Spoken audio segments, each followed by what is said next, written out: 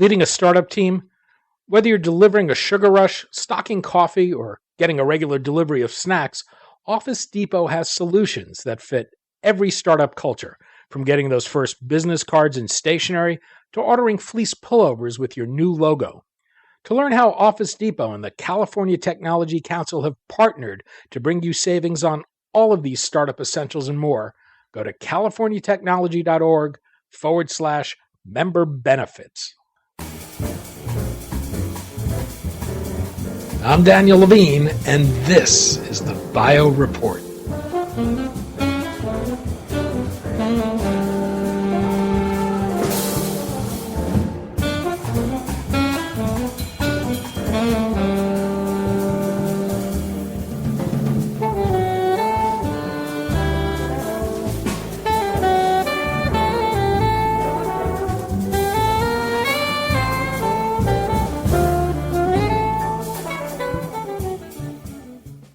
A surge in merger and acquisition activity in the life sciences is expected this year, according to a new report from EY. The company's annual M&A Firepower Report says increased competition, new sources of capital, and the change in U.S. corporate tax laws will drive greater deal-making in the sector. We spoke to Jeff Greene, EY Global Life Sciences Transaction Advisory Services Leader, about the report, the drivers of the activity, and why non-traditional players in the sector may be in a better position to make a splash in 2018.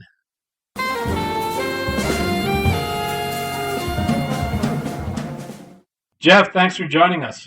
Dan, thanks very much for having me today. We're going to talk about the M&A landscape, why many people are expecting 2018 to be a big year for M&A, and whether the new tax bill we're going to see any mega mergers. Several years ago, E&Y introduced its Firepower Index. Can you explain the index, what it represents, and what does it say about where we might be in terms of M&A activity in 2018? Sure. Firepower is really a basic measure of the financial capacity to invest in M&A.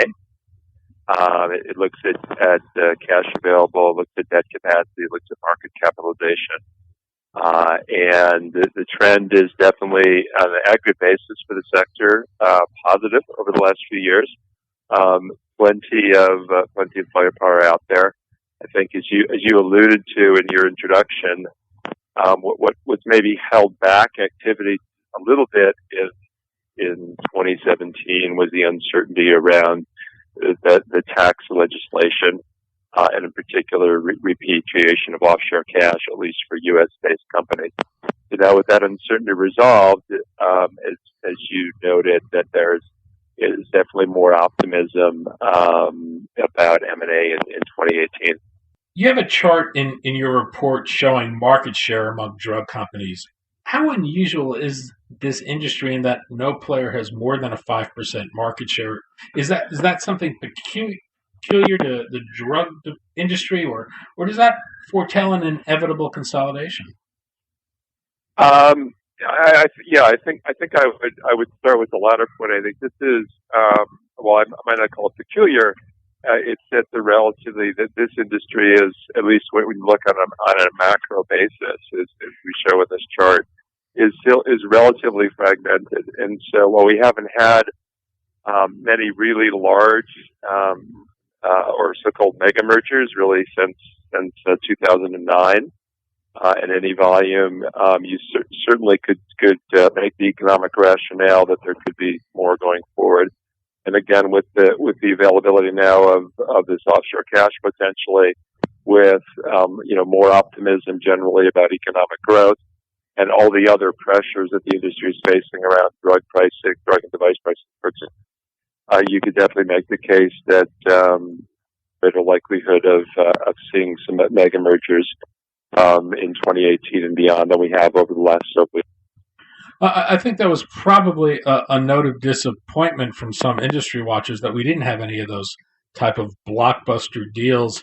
Is there a rationale for them happening in 2018 beyond just the repatriation of dollars because of the tax bill?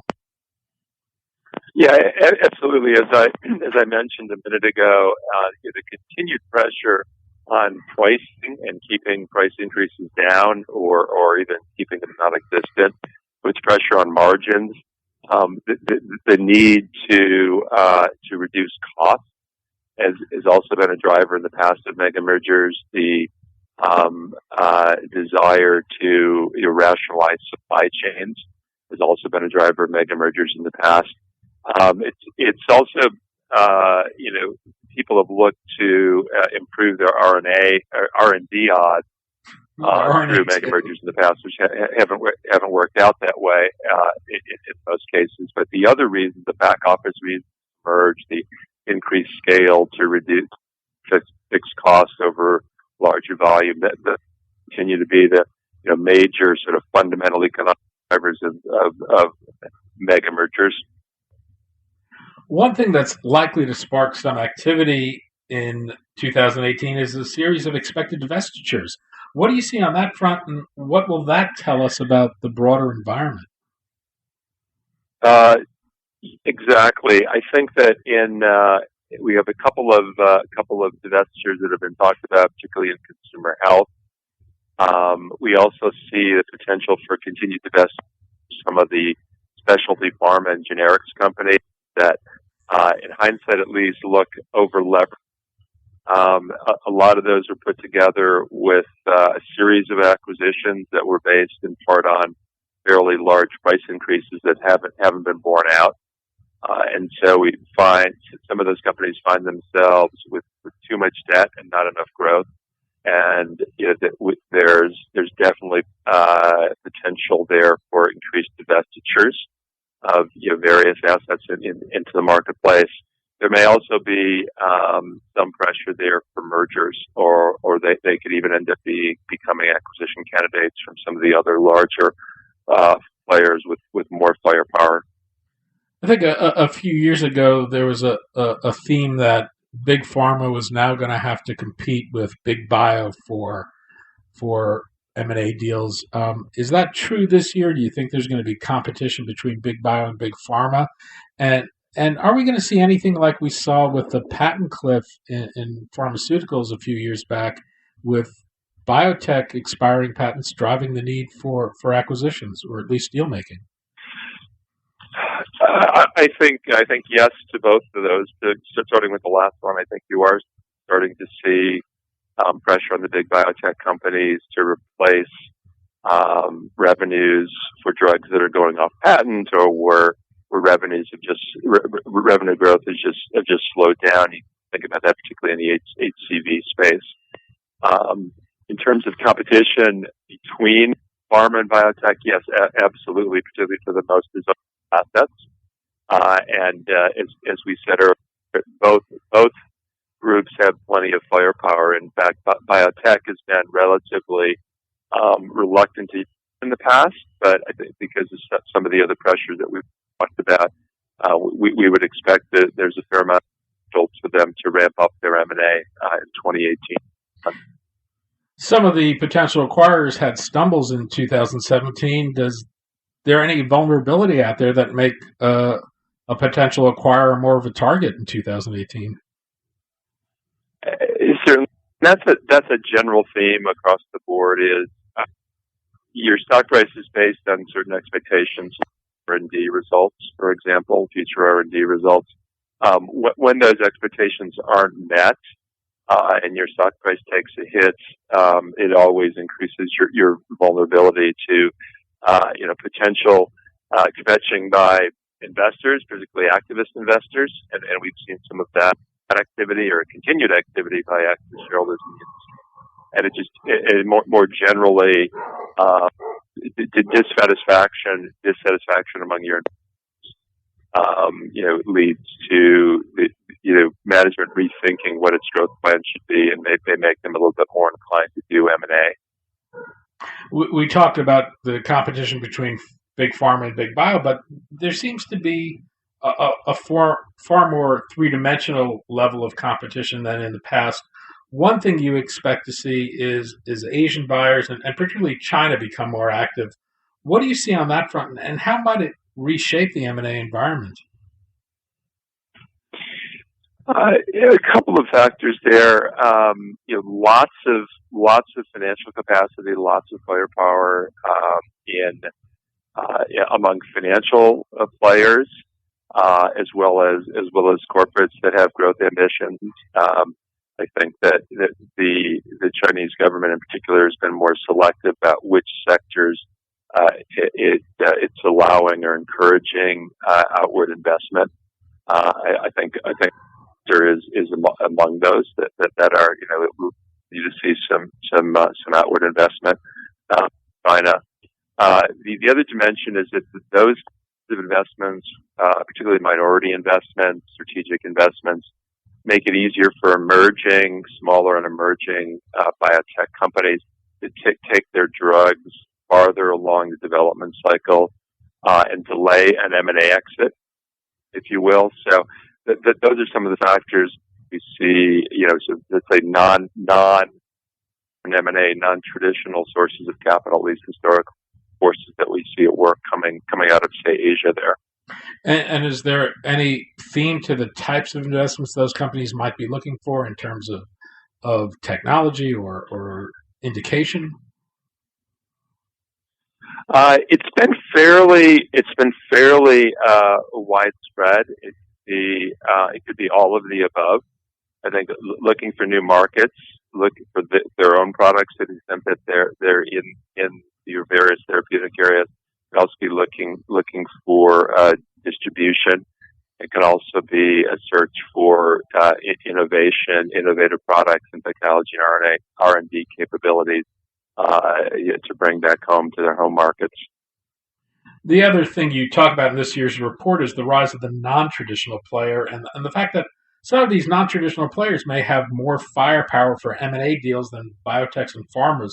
What are you thinking of here, and what's the likelihood that a non-traditional player makes a big splash in the life sciences in 2018? I think it's inevitable that we see, one if not more substantial investments, whether it's their strategic investments or they end up being, 100% M&A deals. We've seen plenty of examples of that over the past few years. We've heard, additional speculation that some of the big technology players are thinking about how to participate in healthcare generally, whether it's in the supply chain or other ways in the customer interface, for example, the patient interface.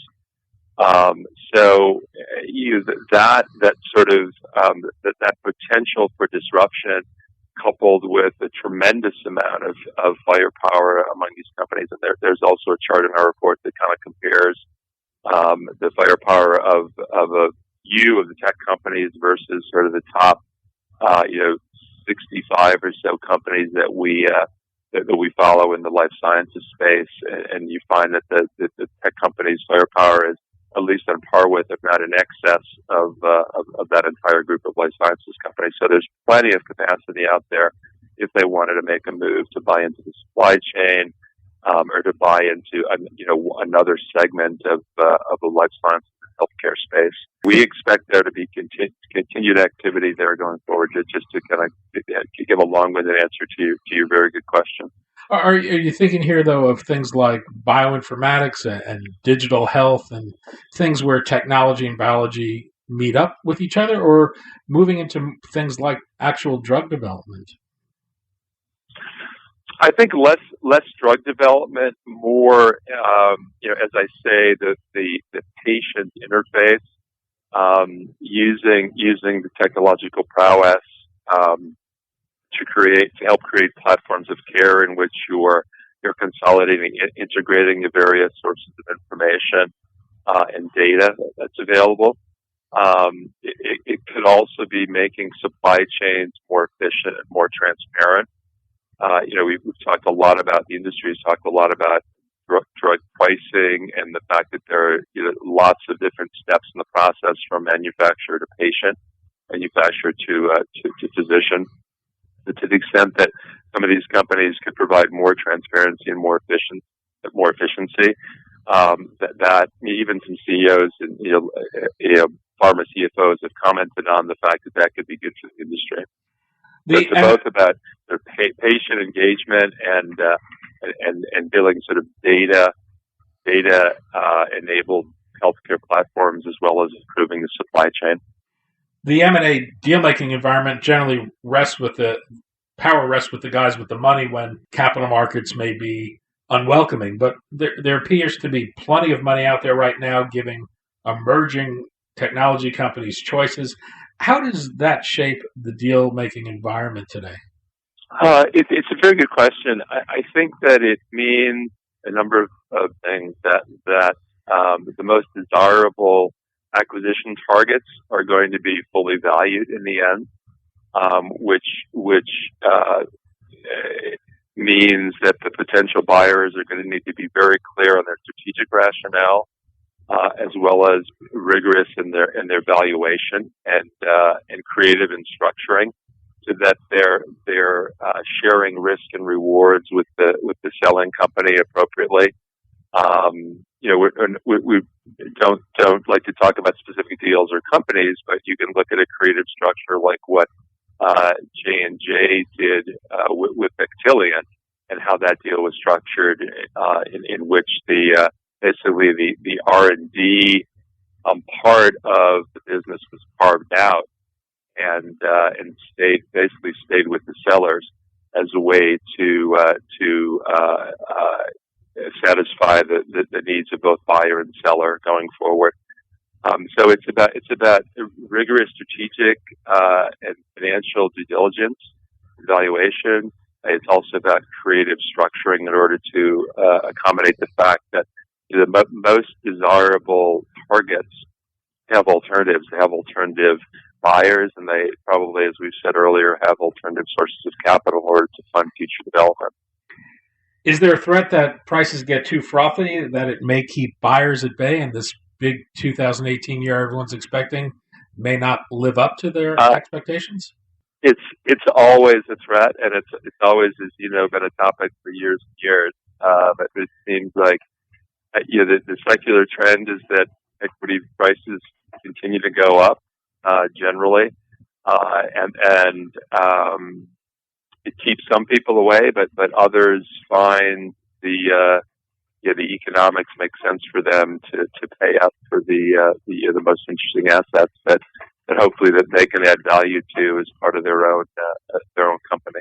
Jeff Greene, EY Global Life Sciences Transaction Advisory Service Leader. Jeff, thanks so much for your time. Thank you, Dan. Much appreciated.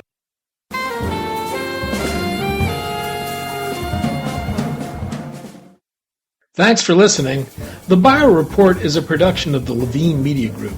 To automatically download this podcast each week, subscribe to our RSS feed or through iTunes or other podcast manager.